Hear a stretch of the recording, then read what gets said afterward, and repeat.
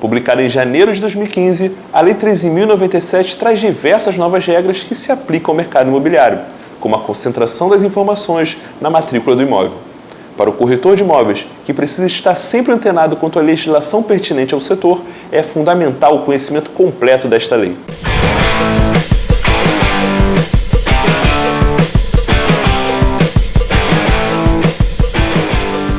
Para abordar a Lei 13.097 de 2015 em detalhes, recebemos no programa de hoje a advogada atuante no mercado imobiliário, Iracema Reis.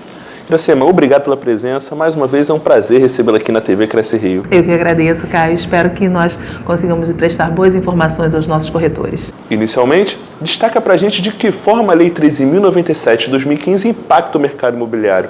Conta pra gente também um pouquinho sobre os objetivos das novas regras. A Lei 13.097 de 2015, ela impacta sobremodo o mercado imobiliário. Nós podemos observar duas questões em relação a esse impacto. Uma é relativa às alterações que ela traz à Lei de Auditoria das Certidões, Auditoria Imobiliária, que é a 7433 de 1985.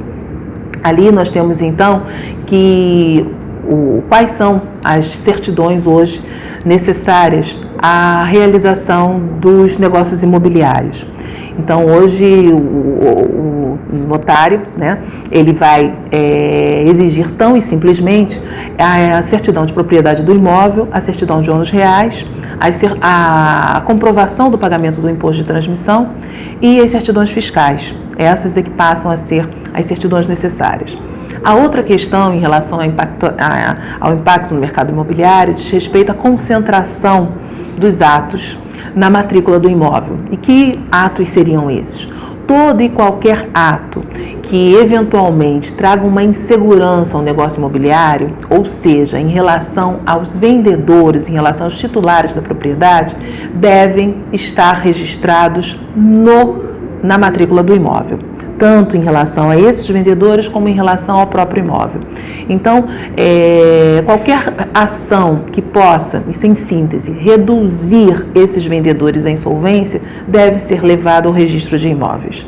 Então, isso é de grande importância, porque agora nos traz maior segurança das relações jurídicas, porque isso protege esses adquirentes de boa-fé ou qualquer pessoa que haja aí tido a transmissão de um direito real sobre o imóvel, maior segurança, porque protege-os inclusive em relação à evicção. Porque anteriormente a isso nós tínhamos as questões de fraude contra credores, nós tínhamos decisões judiciais que eventualmente mudariam o cenário da relação jurídica pactuada. Então hoje, com a concentração desses atos na matrícula do imóvel, não vai haver como se perquirir, como se buscar modificar esse negócio jurídico, porque ele terá a segurança almejada, ele não vai ser modificado. Mas é bom explicar que ainda estamos no período de transição da nova lei. Quando de fato a legislação entrará em vigor e como tem sido a adaptação no mercado perante essa concentração das informações na matrícula do imóvel? Podemos dizer que a lei já está em vigência, Caio.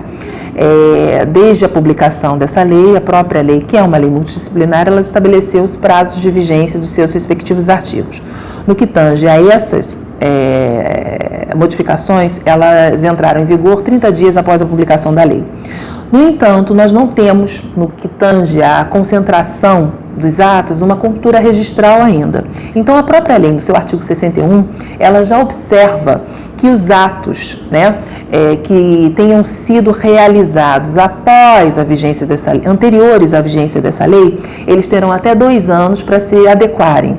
E já foram expedidas várias orientações no sentido de que esse também é o prazo para que ela seja efetivamente exigida, não só a verificação dessa concentração de atos pelas novas certidões, ou melhor, pelas certidões, pelo elenco de certidões agora apontadas.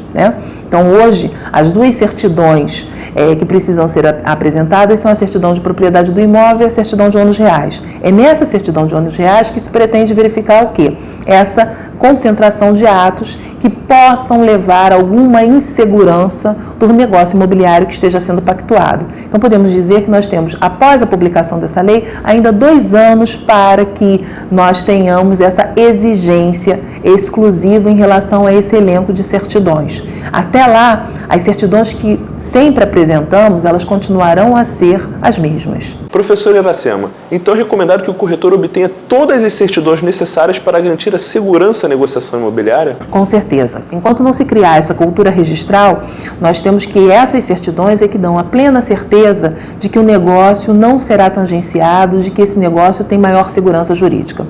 Então, hoje, nós temos que esse princípio da segurança jurídica, ele vai ser observado para todas as relações, né? Então, hoje, esses credores que ainda não sabem, não têm a ciência de que poderiam levar a registro na matrícula do imóvel essas ações que eles movem em face de seus devedores, e esses devedores, né, eles têm hoje uma segurança maior em relação à fraude à execução, porque essa é a intenção, coibir a fraude à execução, né? Concentrar na matrícula do imóvel tudo aquilo que possa realmente reduzir esse devedor em insolvência, que vale dizer é o titular da propriedade, e com isso frustrar, né, a eficácia do negócio jurídico que está sendo pactuado, o negócio jurídico imobiliário, ao adquirente de boa-fé.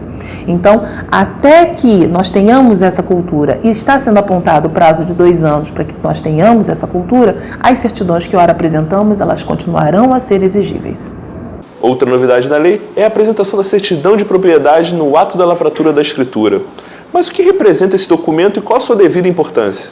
Pois é, a certidão de propriedade do imóvel. Hoje até eu perguntei isso porque há muitas dúvidas em relação ao que seja essa certidão de propriedade. Na verdade, a certidão de propriedade a gente confunde muito com a certidão de ônus reais, porque a certidão de ônus reais ela nos informa, quer seja quinzenária, vintenária, trintenária, nos informa a cadeia de donos, né, que passaram aquele imóvel. A certidão de propriedade nada mais é do que a informação de quem são os proprietários na atualidade. É certo que em muitos cartórios, a própria certidão de registro de ônus reais, ela já nos dá essa informação, né? Então, a certidão de propriedade é tão somente isso, informar quem são os proprietários na atualidade do imóvel. É só isso. Outro ponto importante é a possibilidade de rescisão do compromisso de compra e venda de forma extrajudicial. A partir de agora, qual passa a ser o trâmite em caso de inadimplência do comprador? Isso é muito interessante. A Lei 13.097, ela também traz alterações. Em última instância, é o Decreto 58 de 1937, que fala justamente sobre a propriedade paga em prestações. Nós sabemos que hoje existe o direito real de aquisição em relação à promessa de compra e venda, né? Então, quando se tem uma promessa de compra e venda sem cláusula de retratação, ela tem esse direito real de aquisição e antes, né, dela estar no Código Civil, ela estava nesse Decreto 58 da Era Vargas, que é o Decreto 58 de 37. E ali previa-se expressamente, no artigo 22 deste decreto, que para que você rescindisse uma promessa de compra e venda, seria necessário o inadimplemento absoluto e, além disso, a necessária ação judicial. Deveria ser interpelado, né? Essa interpelação ela continua através da justiça, interpelação judicial ou interpelação extrajudicial através de títulos e documentos. Então é muito mais simples na atualidade. E uma vez interpelado, havendo ou não cláusula resolutiva expressa, os 15 dias que são o prazo a partir da recepção da interpelação são suficientes para constituir plenamente em mora e considerar rescindido o negócio.